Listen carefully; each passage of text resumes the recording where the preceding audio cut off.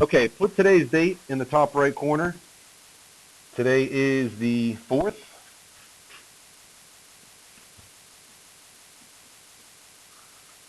And we are talking about modeling real-world data with sinusoidal functions. So periodic data, things where the y values cycle between a couple of given values, and it just goes back and forth continuously.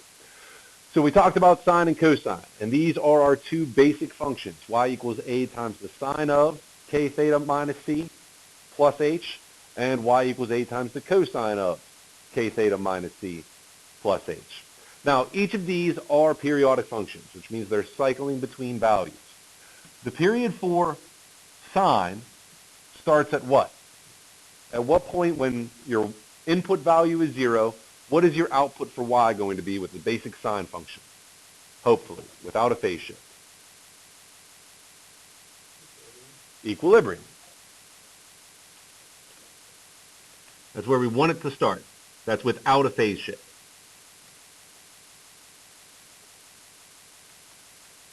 Okay, with no phase shift, it's going to start at equilibrium.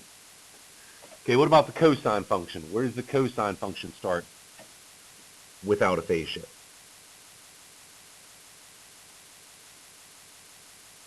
Where does the cosine function start? Ian? At an extremum. How do we know which extremum? He said not whether the amplitude is negative or positive. Good. A, because amplitude is always positive. But when we talk about A, so it starts at A. Whatever the value of A is, whether it's positive or negative, it's going to be one of the extrema. That's where the cycle or the period will start for a cosine function. Now, when we're trying to model the data into a real function, what we need is we need to find the values of each of the variables. We need to find constants to sub in for everything except our input, theta or t or x or whatever we use, and the output y. So we need A, we need K, C, and H, each of those pieces. We said that A and H are usually going to be the two easiest ones to find. Okay, depending on how regardless of how the information is given to us, those two are going to be the easiest to find. How do we find A? How do we say that we're going to find that amplitude? If we have a graph or if we have a table with data, how can I find that amplitude?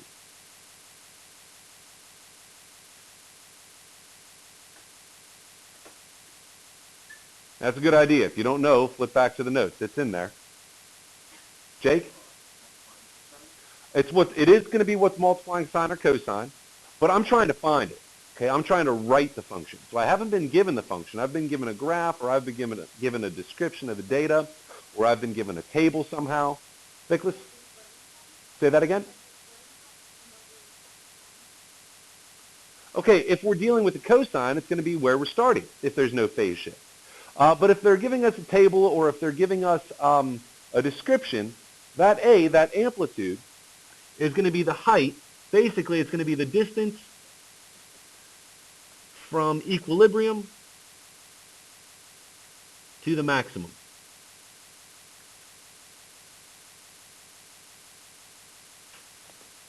And the way that we're going to calculate it is it's equal to half of the difference between the max and the min.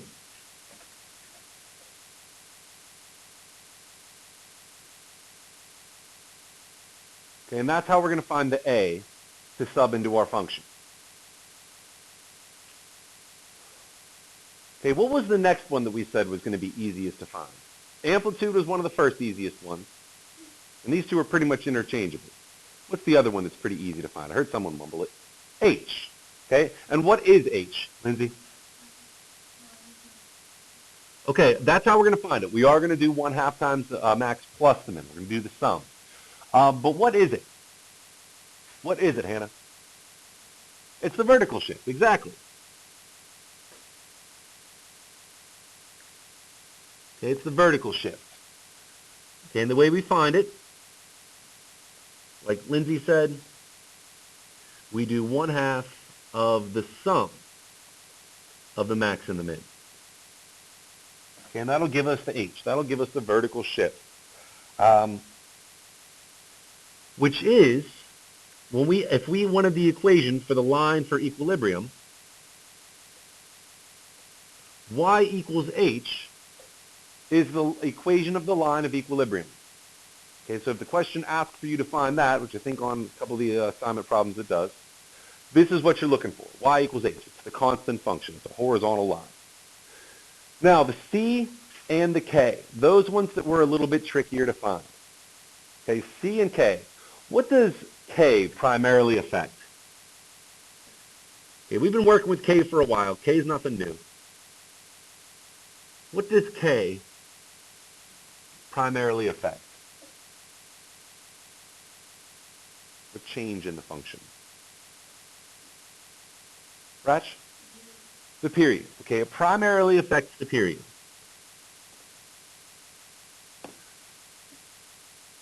Okay, and the way that it primarily affects that period is we can say that the period, however long it takes to complete one cycle, is equal to 2 pi divided by k.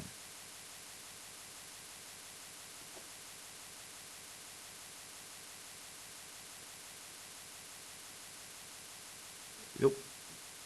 So 2 pi divided by k will give us the period. So if we have the period length, or the length of the period, we can set that equal to 2 pi over k, and we can solve for k. Now what about c? What does c directly affect?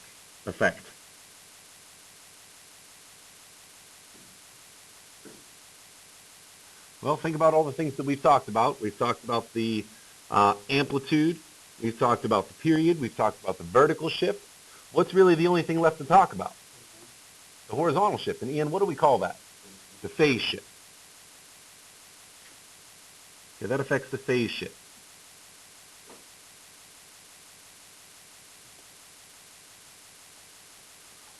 Okay, and the phase shift, apparently we have a ghost here. There we go. The phase shift is calculated by doing c divided by k. So once we have k, and we know how the phase shift works, we can use that to find c. Now, the tough part is knowing what that phase shift is going to be. There's a couple different ways we can do it. One, if we have points, if we have x, y points, we can sub those in and we can solve for c. Otherwise, if we're working from a description or we're working from a graph, what we can look at for the phase shift is how far from 0 the first cycle begins. Okay, so we know that sine is supposed to start at an equilibrium point. We know that cosine is supposed to start at an extremum, at A. So we can look at how far from 0 that point that's supposed to start our cycle is. Okay, and that'll help us find C. Now what we do, guys, however the information is given to us, whether it's in a verbal description, whether it's in a graph or a chart, however the information is presented, we use that information to find these values. Once we find these constants, we sub those into the function, and then we can use that function to answer questions about that situation. So one of the simplest ones, one of the most common ones that we'll see are questions dealing with a buoy. So a buoy bobbing up and down in the water as waves move past it, moves from its highest point to its lowest point and back every 10 seconds. The distance between its highest and lowest point is 3 feet. Okay, we want to write a sinusoidal function that models the height of the bobbing buoy at time t if the buoy is at a maximum at t equals 0. Well, if it's at a maximum at t equals 0. Okay, so if it's at a maximum at t equals 0, that tells us a whole lot. Okay, number one, it tells us whether we're going to use sine or cosine, because the directions just say sinusoidal, which could have been either one. But if it starts at a maximum at t equals 0, which function should we use? Sine or cosine? Cosine. Okay, we can use cosine. This, starting at a maximum at t equals 0, tells us that we should use cosine. Now, it also tells us something else. It tells us about the phase shift. Where is cosine supposed to start? At a 0. Where does the cycle start for cosine? We said it a minute ago. Say it again, Mumbles. At A, at a maximum, or at a minimum. Well, it's telling us that it starts at a maximum. So not only do we know that we're going to use cosine, but we also know that there is no phase shift.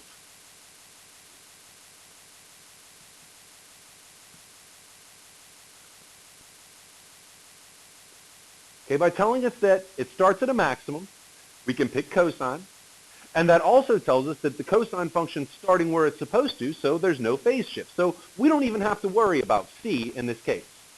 We do still have to worry about A. Okay, we have to find that the height of the maximum, the distance between the equilibrium point and the maximum. So we look back. We said it bobs up and down, moves past highest lowest point every 10 seconds. Distance between highest and lowest point is 3 feet. Okay, that is the difference between the maximum and the minimum. So to find that A, I'll do 1/2 of 3 feet.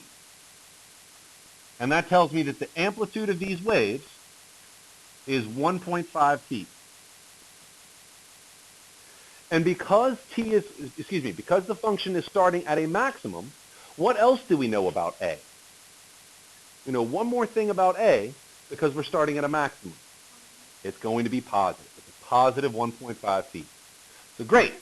Now, next up, we said that from our function, the next easiest thing to find is h, the vertical shift. Well, if we look through that description, what do you think the equilibrium point is going to be? Bobs up and down on the water as waves move past. Highest point to the lowest point every 10 seconds. Distance between highest and lowest point is 3 feet. So what do you think about that vertical shift? 0.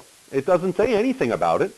So we're going to assume that our equilibrium point is 0. That's sea level. Okay, it's when the waves are at their equilibrium point, halfway between their max and their min.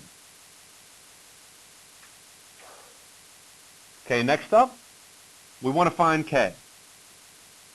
Make that look more like a K than an H. Better. Okay, now to find K, we need to talk about how the period is affected. Now what does it say about how long the period is in this description? 10 seconds. Okay, so what we can say, there we go, is that if I do 2 pi divided by k, that's going to equal 10 seconds. Then I can solve this for k.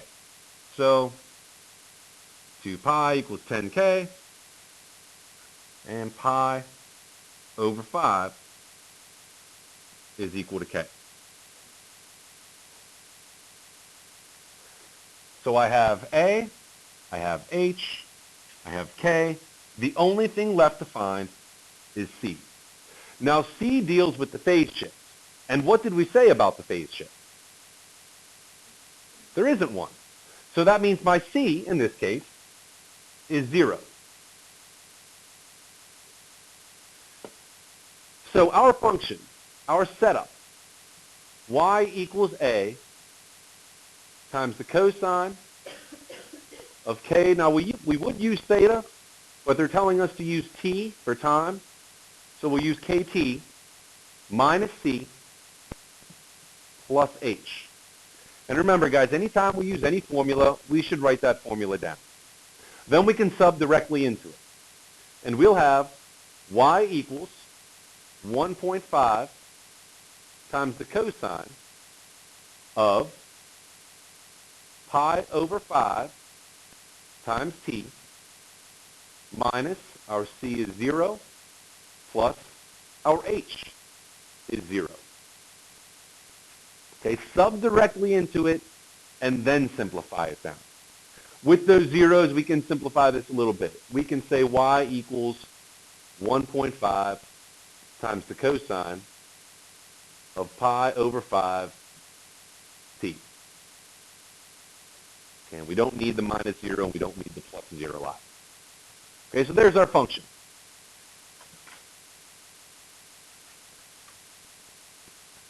Now from this function, we can answer the next question. Find the height of the buoy at 2 seconds. Well, that one's going to be pretty easy. All we have to do is take those 2 seconds and substitute that in place of t. So we can say y equals 1.5 times the cosine of pi over 5 times 2. Or we could even do, inside those parentheses for cosine, 2 pi over 5.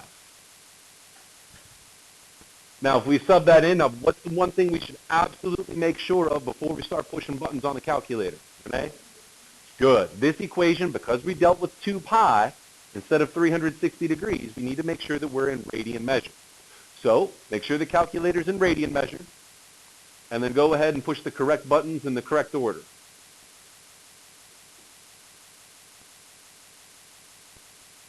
And Rachel, what'd you get? 0.46. Very good. About 0.46, which means the buoy is about 0.46 feet above equilibrium.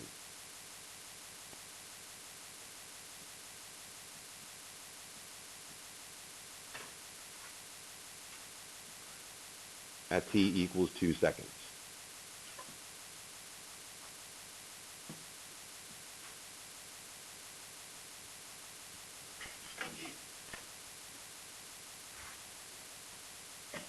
So the question that we have here is, how do we know from the description that there's no phase shift? Well, phase shift, remember, is, we said that a minute ago, phase shift is how far from 0 the cycle begins. Now, we know, we decided that we were using cosine on this one because it started at a maximum. It started at an extremum, so that tells us we should use cosine. Now, we knew that because cosine starts at an extremum. They're telling us that we're starting at an extremum at time equals 0. That's the definition of a cosine function. So it's starting exactly where it's supposed to. At t equals 0, there's no phase shift. That's how we know. Okay? Okay, let's flip over to the back, and let's look at a similar story, but the information's presented to us differently. So we have the average monthly temperatures for Seattle, Washington listed in the chart. Okay, and we have average temperature for the whole month, January through December. And we want to write a sinusoidal function that models the monthly temperatures using t equals 1 as January. Now, because t equals 1 is where our data starts, not at t equals 0, there's going to be a phase shift here. There's going to be a very, very slight phase shift that we're going to have to deal with. But what we need to do first is we need to figure out a couple of things. Number one, let's talk amplitude. Okay, let's talk about half of the difference between the largest value and the smallest value. Half the difference between the max and the min. So we look at that table. Find the maximum, find the minimum. We see the max is in August, and we see the minimum temperature is in January. So our amplitude would be 1/2 times 66 minus 41, which should give us 12.5. Correct? All right, so we've got A. What's the next one that we're going to find? H. And how do we find H?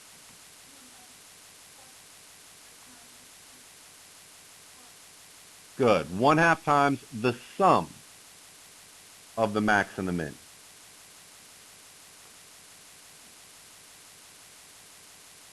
Okay, so that's 1/2 of 107, which means that the h is going to be 53.5. Okay, so we have the amplitude, we have the vertical shift. Next up, we want to find K. Now, K has to do with the period. So what we need to do is list whatever the period is and set that equal to 2 pi divided by K. Well, the period is how long it takes to complete one full cycle. So, for instance, to go from a maximum to a minimum back to a maximum, or from a minimum to a maximum back down to a minimum. So if we look at this chart, or look at the information, how long does it take to complete one cycle? 12 months. It takes a full year. In January, we start at a minimum, we work our way up to a max, and then in the fall to the winter, we go back down towards a minimum. So the period is 12 months. So we set 12 equal to 2 pi over k, and we solve for k, and we end up with k equals pi over 6.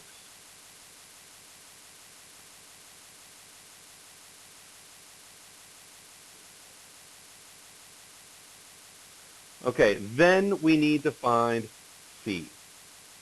Now, in this case, trying to find c, the best thing that we can do is sub in x and y values into our equation and solve for c.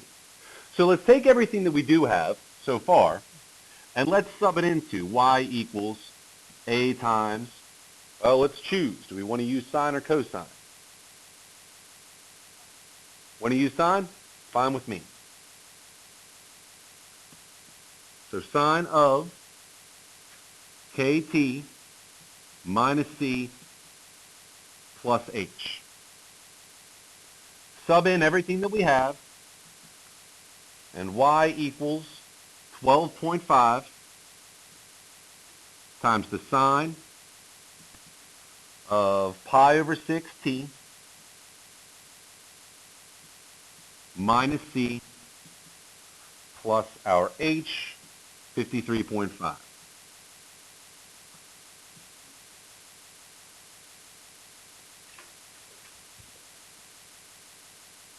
Okay, now, we'll pick an xy value, or in this case a ty value, substitute it in, and use it to find c. Now, we can pick, truthfully, we can pick any point we want. Let's use January. Let's use the minimum. So let's sub in 41 equals 12.5 times the sine of pi over 6 times 1 for January minus c plus 53.5.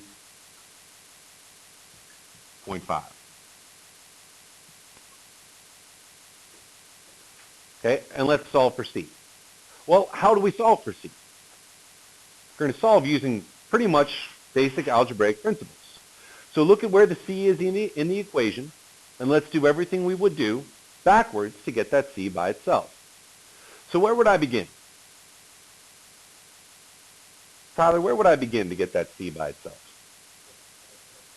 Oh, there's something else I got to take care of first before I can divide by that 12.5. I can simplify inside the parentheses.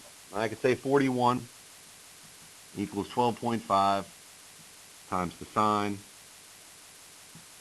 of pi over 6 minus c plus 53.5.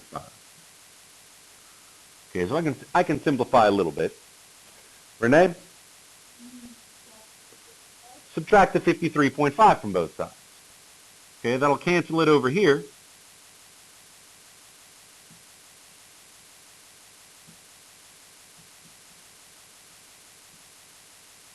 And what will I have on the left side?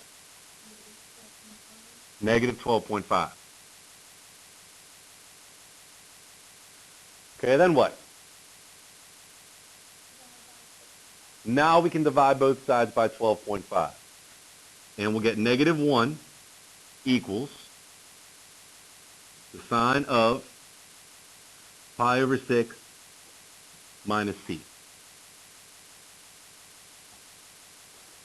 Now, how am I going to get rid of the sine function? Think back to last chapter, and it was a while ago. Crater? Good. We use the arc sine, or the inverse sine, on each side.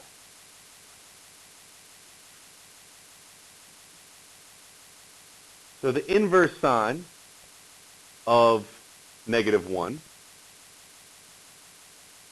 and take the inverse sine of that whole right side. Well, the good news is, sine and inverse sine, they're reciprocal functions. They are inverse functions. So using them together will eliminate both of them. And we'll just have pi over 6 minus c. Now, the inverse sine of negative 1, what do we get? Do the inverse sine of negative 1, what does it give you? Make sure you're in radian measure.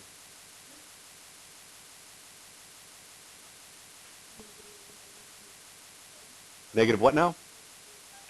Okay, it's giving you some big crazy decimal. And what that is, that's negative pi over 2. Okay, if you do negative 1.57, that's negative pi over 2. Okay, which, like we know, that's the bottom. That's right here on the xy plane. Okay, so we could say that it's negative pi over 2, or we could also say that it's going to be 3 pi over 2. Okay, then we can solve for c. Well, we're talking about fractions with pi. We do need a common denominator. So this becomes 9 pi over 6. Subtract pi over 6 from both sides.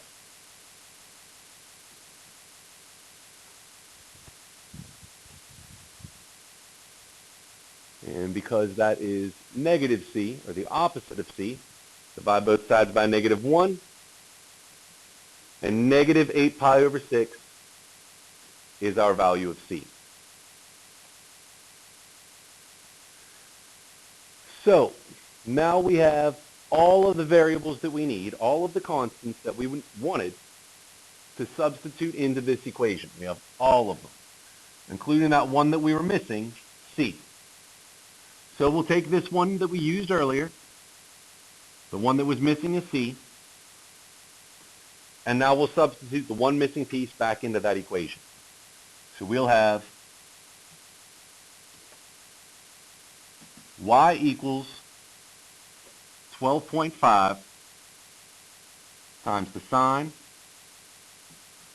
of pi over 6 times t minus c. Now we had minus a negative 8 pi over 6 plus our h, which was 53.5. Now there's one little adjustment we can make to this guy to make this function a little bit easier to work with, a little bit more comfortable to work with. Minus negative, turn that into plus plus. Or simply plus. Again, that's going to make the equation a little bit more comfortable for us, a little bit easier for us to use. If I can move this, nope, won't let me. Okay, but this is our equation. This is our part A. Now, it took us a little bit longer than the last one, but that's because of how the information was presented. Rather than them basically telling us what all of those variables were going to be, we really had to solve for each one of them. We had to analyze the data a little bit. But now we have the equation, and we can use this equation to answer any questions. So, for instance, part B, according to the model, what should the temperature be in February? What should the temperature be in February? So we can substitute the month for February, which would be 2 in place of t, and we'll have y equals 12.5 times the sine of pi over 6 times 2 plus 8 pi over 6 plus 53.5. And we could simplify that a little bit.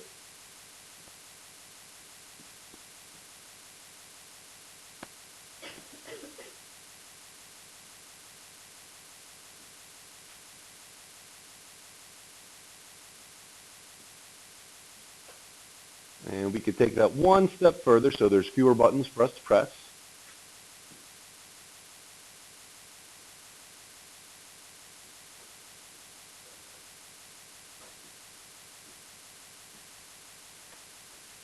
And we could even simplify 10 pi over 6 down to 5 pi over 3.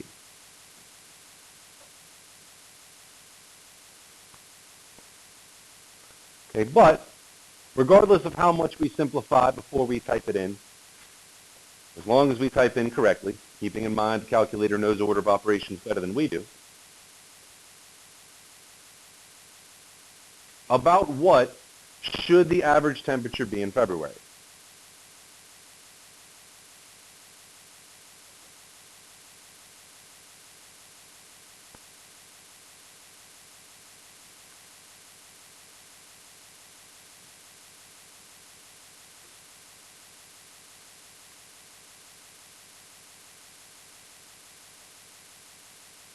What do we get? Nicholas? About 42.7 degrees.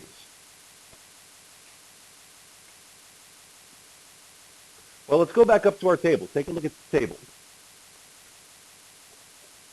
What did the table say our temperature was in February? Said it was 44. Now, 42.7, 44 degrees, not that big of a difference. Pretty close, pretty reasonable estimate. Okay, but the next part of the question is, according to the model, when should the temperature reach 66 degrees? So I'm going to go to a new page because I'm just about out of space here. But we're going to use the same equation. We're going to use y equals 12.5 times the sine of, what was it, pi over 6 t plus 8 pi over 6 plus 53.5. Okay, we're going to use this same equation, but this time, instead of them wanting to know what the temperature is in a given month, they want to know at what month will we reach that given temperature. So instead of subbing a number in place of t, we're subbing a value in place of y. And we have 66 equals 12.5 times the sine of pi over 6 times t plus 8 pi over 6 plus 53.5.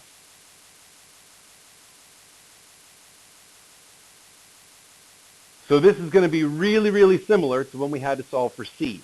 We're going to do a lot of the same things. Okay, for instance, how do I begin? Think back to your algebra stuff. How do I begin here? Marissa? Subtract the 53.5 from both sides. Okay, and what will that give us? Okay, right, it'll cancel over here. So we'll have 12.5 times the sine of all that stuff.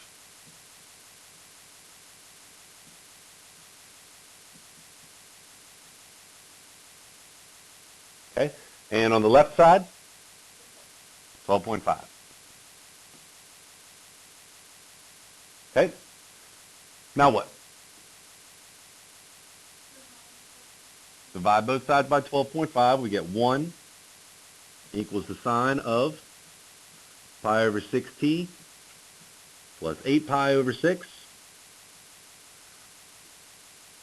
Okay, now what? Okay, I need to get rid of that sine. How am I going to get rid of that sine? Take the inverse sign on each side, the arc sign.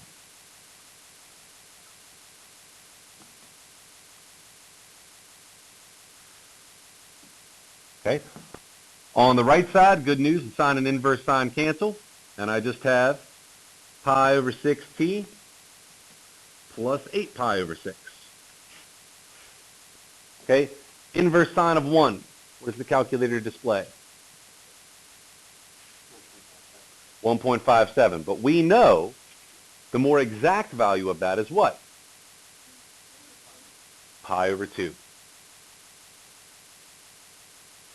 Well, we know that we're going to have to deal with some common denominator business here. So instead of pi over 2, let's do 3 pi over 6. Okay? Then solve the rest of the way. Subtract 8 pi over 6 from both sides. Negative 5 pi over 6.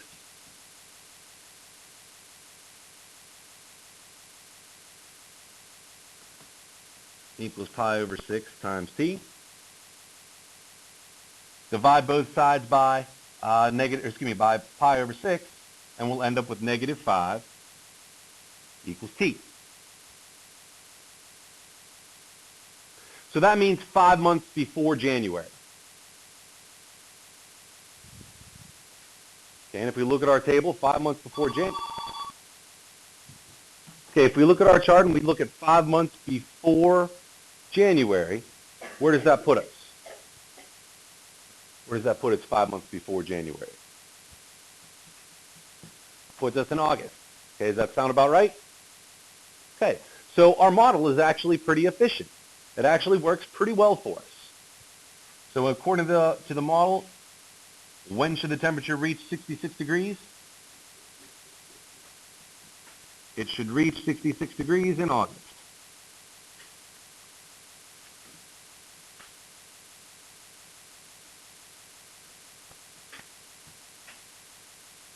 Okay, so our model is pretty efficient. Now, something to keep in mind, guys, the model is not always going to be perfect. It'll give you a good prediction. Think back to when you first talked about scatter plots and the line of best fit. That equation gave you a pretty reasonable estimate of when things were going to happen. But it wasn't always exactly perfect. It gave you a good place to start and gave you a pretty good prediction, but it's not always going to be spot on. So we need to keep that in mind when we're looking at the data, when we're creating our functions and when we're modeling those situations. Okay? But we have the base function. We have y equals a times the sine or cosine of k theta minus c plus h. We look at the data. We find the values for each of those constants, each of those variables, a, k, c, and h. We substitute them into the equation. The toughest one to find is c. Sometimes we can use logic to find c. A lot of times what we're going to have to do is substitute in an xy pair and then algebraically solve for c. But once we have all four of those variables, we can sub them into that function, and then we can use that function to answer questions about the situation.